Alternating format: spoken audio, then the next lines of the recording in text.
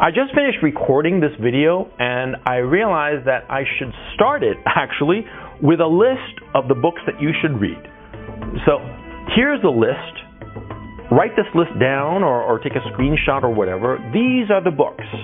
And the rest of this video is just a discussion of these books. Okay? Okay, let's get started.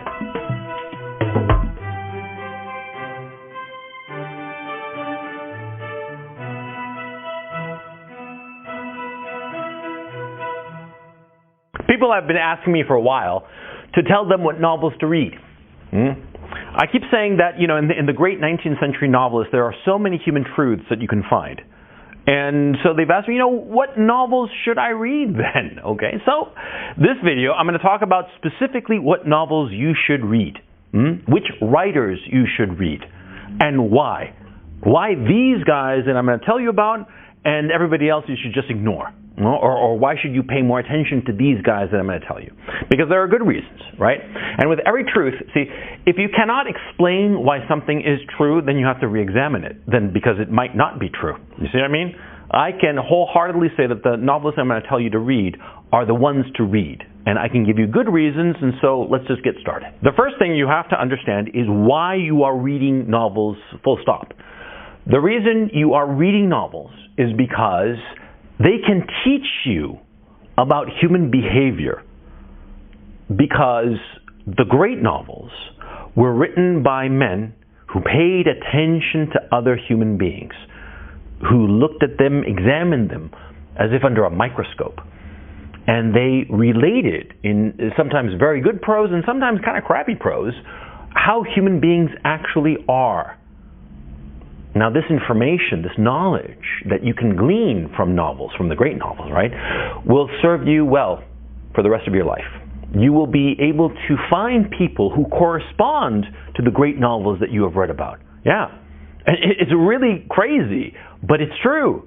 You will read Dostoevsky, you will read Chekhov, you will read whomever, and as you grow older, you'll come across people and you'll say, oh, this is just like that guy from Uncle Vanya. Or this is just like Alyosha or Ivan from the Brothers Karamazov. You will see them replicated in real life. You will see the characters that you read about walking around and talking and acting as if they were real. Because they are. That's the beauty of these great writers. So anyway, enough of me going on and on about these great writers, whom I love very much, right? Let's talk about nitty-gritty. Who should you read?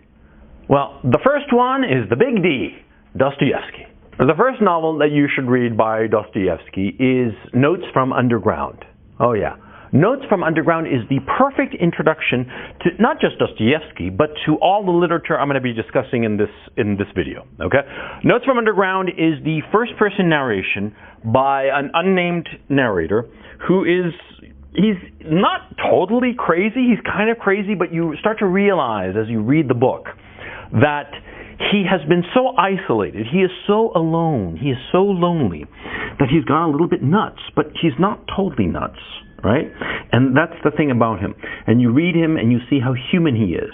And I remember when I read him when I was, I don't know, I must have been, I want to say 17 or 18, and I was so struck by how human he was and how much I identified with him. And something else, too, is that, see, I read him and I realized that J.D. Salinger's Catcher in the Rye was, for all intents and purposes, a copy of Notes from Underground. Of course, Notes from Underground was written in 1860, whereas Catcher in the Rye was written 90 years later. And frankly, Catcher in the Rye is a good book when you don't know much about literature. But when you read a lot, when you've read enough, you look at Catcher in the Rye and you look at Notes from Underground and you realize Notes from Underground is far better, quite frankly. Far better, far truer, far more humane, far more real. I mean, that's the thing about Notes from Underground. You read it and it's so real. God damn. But Notes from Underground isn't the only great Dostoevsky novel. There are a bunch, actually, but the ones that I would highlight, the ones that I would read in this order would be Notes from Underground, The Idiot, The Brothers Karamazov, demons, and finally crime and punishment. Now, why this order? Actually, now that I think about it, I would go Notes from Underground and then The Brothers Karamazov. The Brothers Karamazov is his longest novel, his final novel, right? But it's actually the most readable. It's a book that just gallops along. The Brothers Karamazov is about four brothers. The Brothers Karamazov is the title, of course. There's Ivan, Alyosha, Smerdyakov, and what was the other one? Oh, he slips my mind. I'll remember it later, but I'll probably remember it after I'm done with the video, but that's not important. See, it's about these four brothers and their relationship with their father. And of course, their father is murdered. He's murdered by Smerdyakov, who's the bastard son of the old man Karamazov, right? But to see all of the other brothers, though they did not participate in the murder, they sort of inspired and manipulated and almost cajoled Smerdyakov into doing the actual crime. And it's about the relationship between men and their father.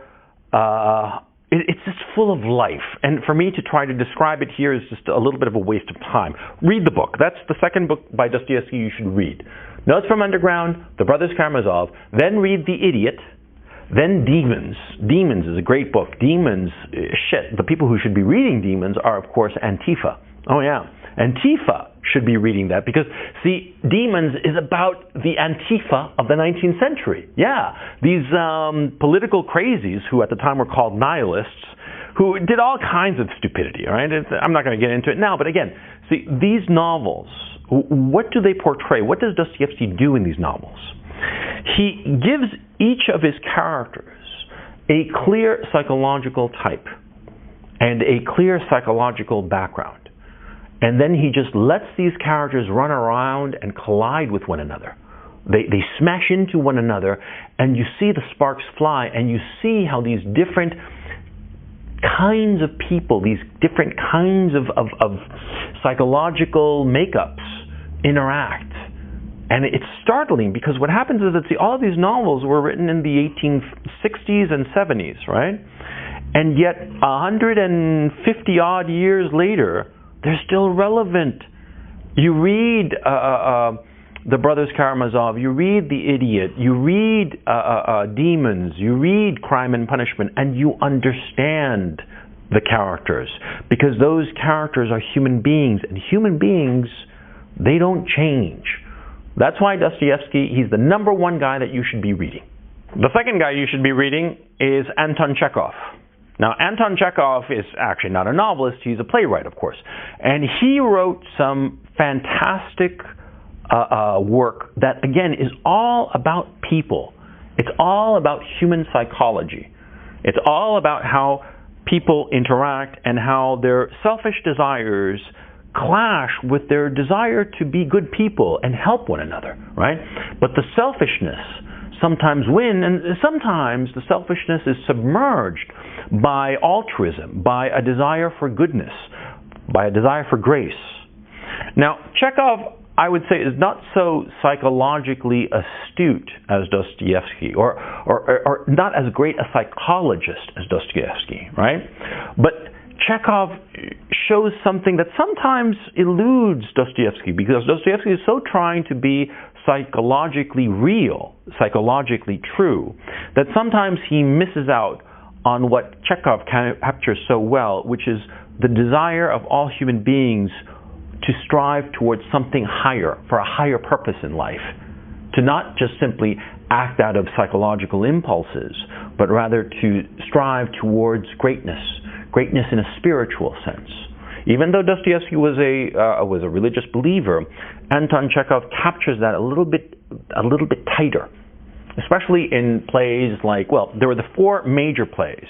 There was The Cherry Orchard, there was Uncle Vanya, The Three Sisters, and what was the fourth one? It's slipping my mind now. But the point, these four plays are the ones that you should read. And I would suggest you start with Uncle Vanya.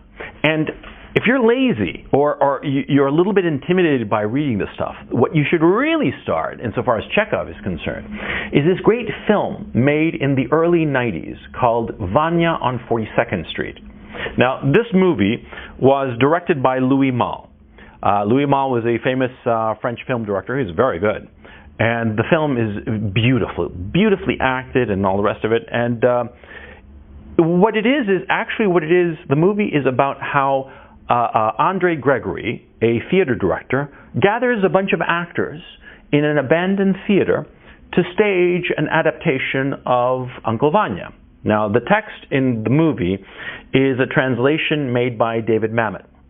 And it's a very good production, of course. But the movie, all the actors are dressed in regular contemporary street clothes, like current day, today street clothes, right? And yet the play is set in the 19th century. And yet somehow, and this is the genius of Chekhov, right? With all due respect to Louis Malle as the film director and André Gregory as the director of the play within the movie, this comes from Chekhov, the brilliance that, see, even though they are dressed in clothes of the 1990s, you are instantly transported into the world of the 1860s, I believe the play is set in, right?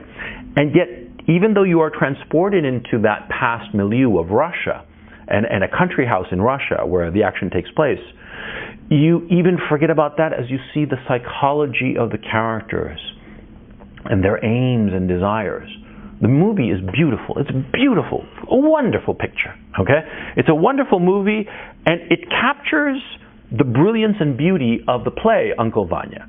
So read Uncle Vanya and read The Cherry Orchard. Oof, it's about how the middle class rise up and how the old aristocracy, the old people in control, no longer have the moral fiber, the moral strength to maintain. It's relevant to what's going on today. The Cherry Orchard, Uncle Vanya, Three Sisters, and what was the name of the fourth play? It slips my mind.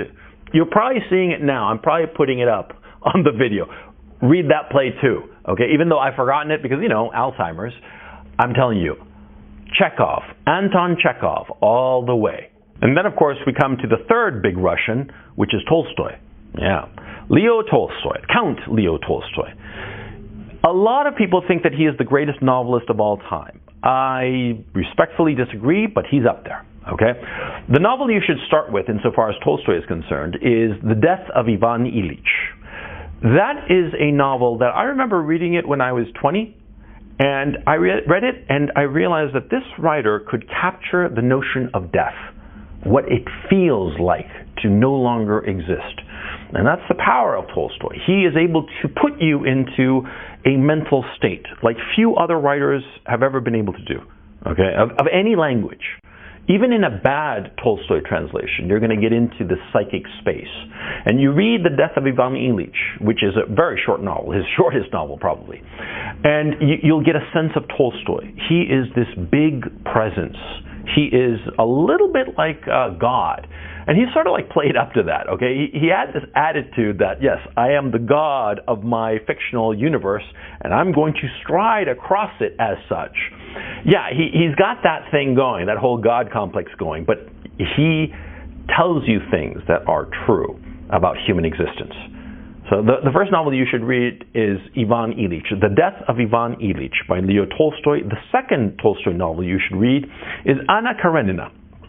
Anna Karenina is a powerful novel about domesticity, about the potential unhappiness of domesticity. It opens with the most famous line in literature, practically. He says, all happy families are all alike, but every unhappy family is different. Yeah, that's very, very true. You know, and Anna Karenina is about marriage. It's about domesticity. It's about the constraints of domesticity and how those constraints can be elevating and yet at the same time destructive. And it's a very powerful novel. The problem with Tolstoy is that he tends to idealize and make into a Mary Sue a certain kind of woman. Not quite a Mary Sue, but he tends to idealize a certain kind of petite blonde woman, right? Because this was his idealization of the perfect woman. And he kept inserting this perfect woman in just about every book that he ever wrote, right? But like the fiery central character of Anna Karenina, the namesake character, right?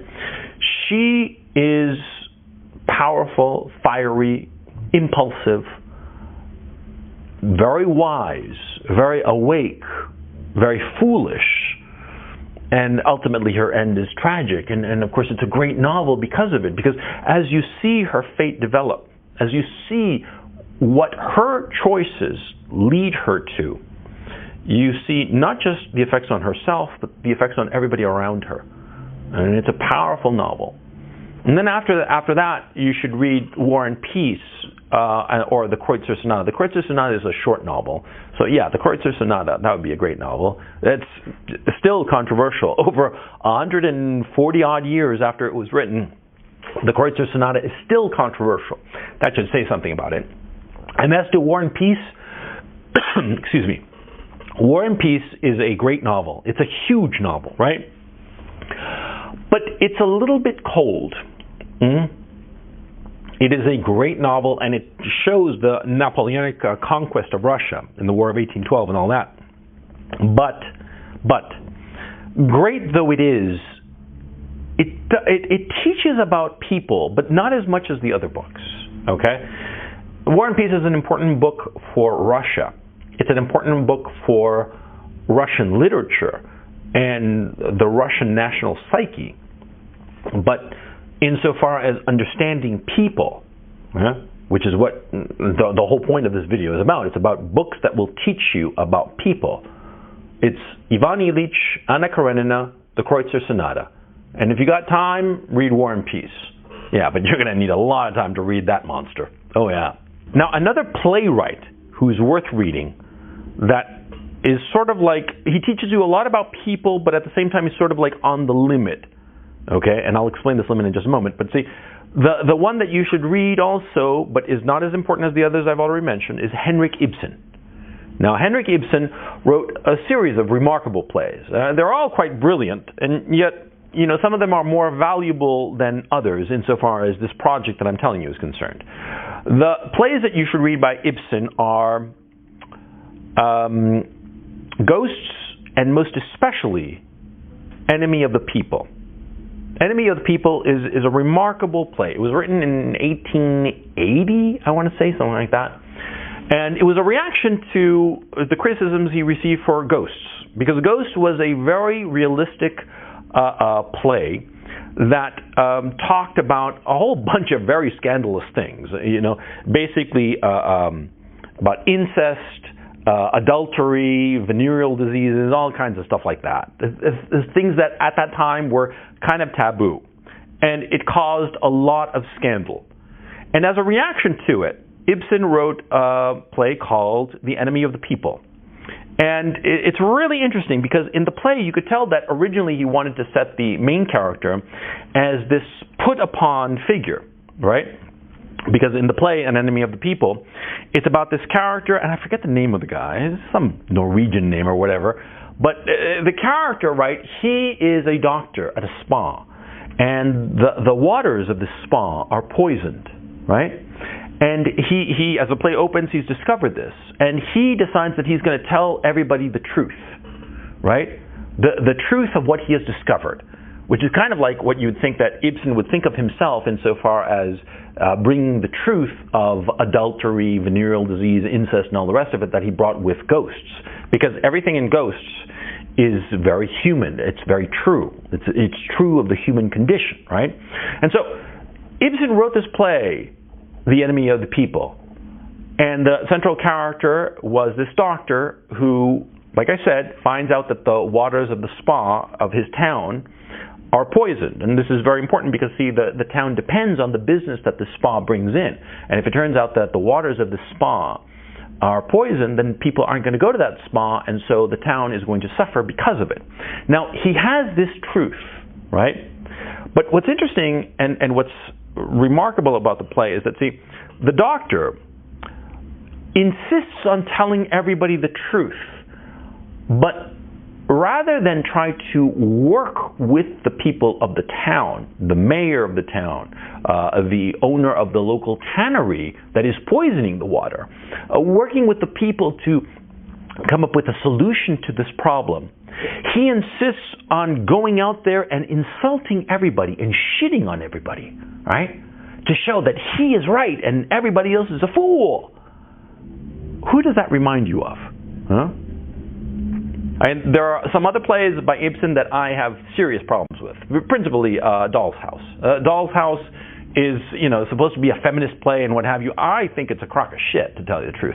The first two acts of A Doll's House are remarkable. I mean, brilliant, right? The third act, the final act, is a bit of a fucking disaster, right? And the end is just so much bullshit, okay? But that's not important for this conversation.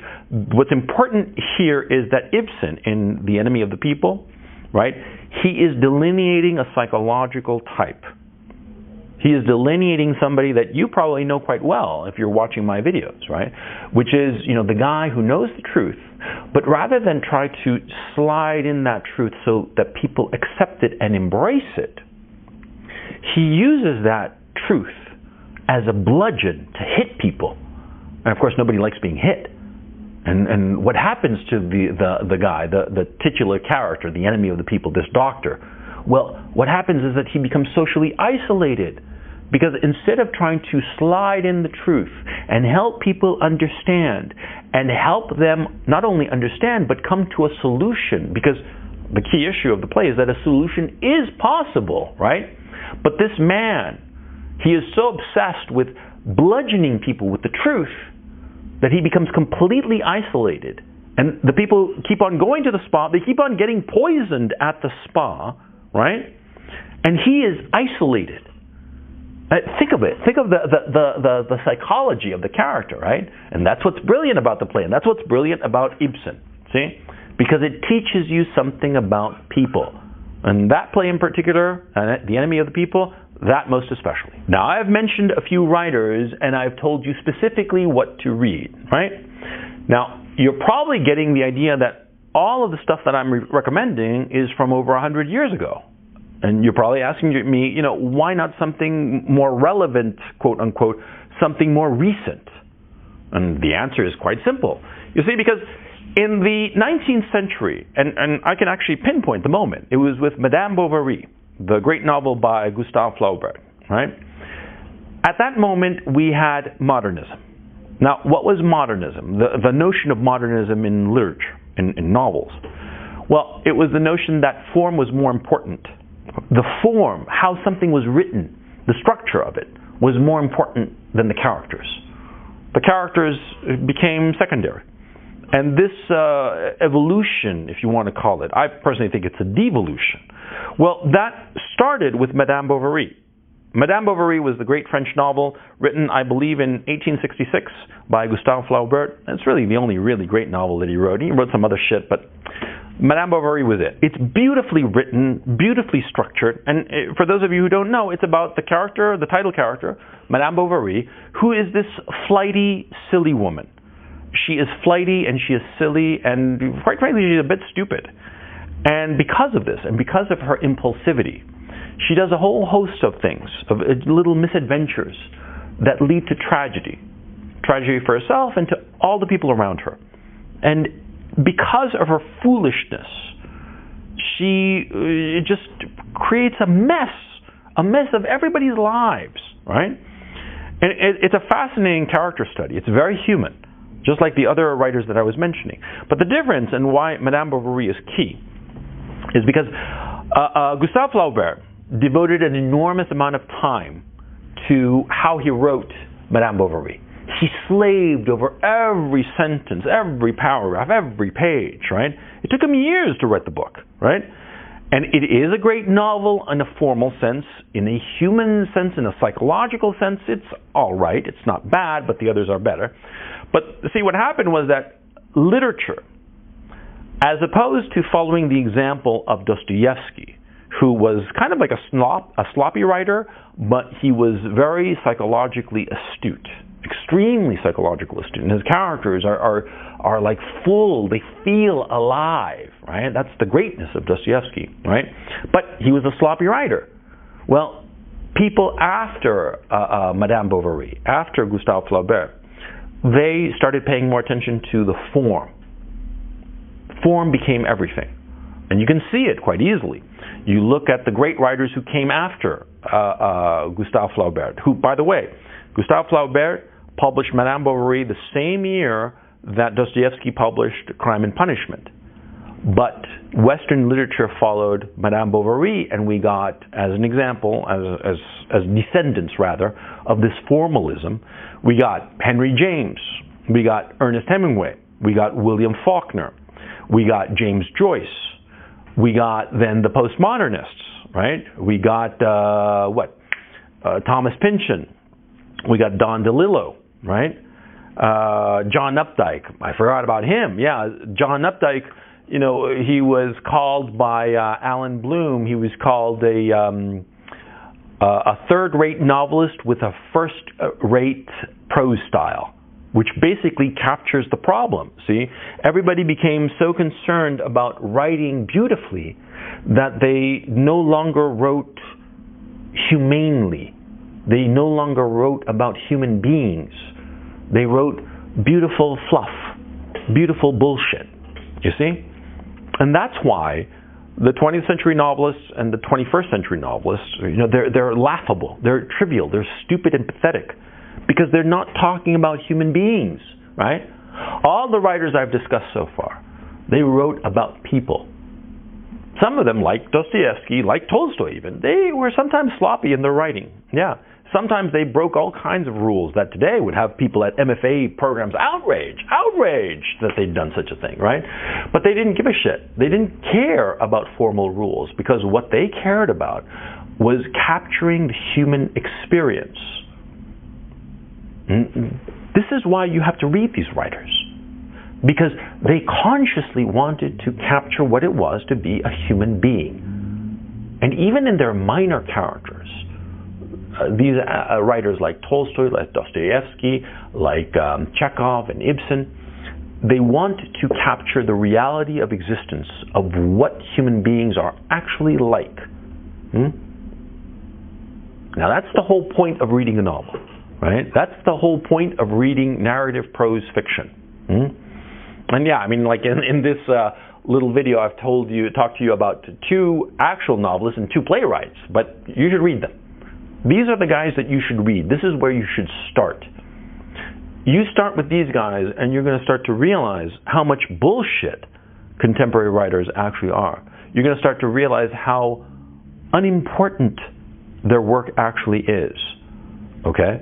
Now, I'm not talking about like commercial writers who are just writing entertainments. That's perfectly respectable. I used to be such a writer. I published novels, thrillers, that were just to entertain people. I didn't have any ambitions to be a great writer. I had ambitions to entertain people and hopefully make a shit ton of money for myself, right? But see, the serious novelists, the serious writers of today, and frankly of the last 130 odd years, I would say, they don't care about people. They care about impressing one another. They care about writing beautiful prose, but not writing insightfully, truthfully about people. Now you should understand this, and that's why you should read these books that I've recommended. These are the books that matter. And then after that, you just keep on reading and you'll figure it out on your own.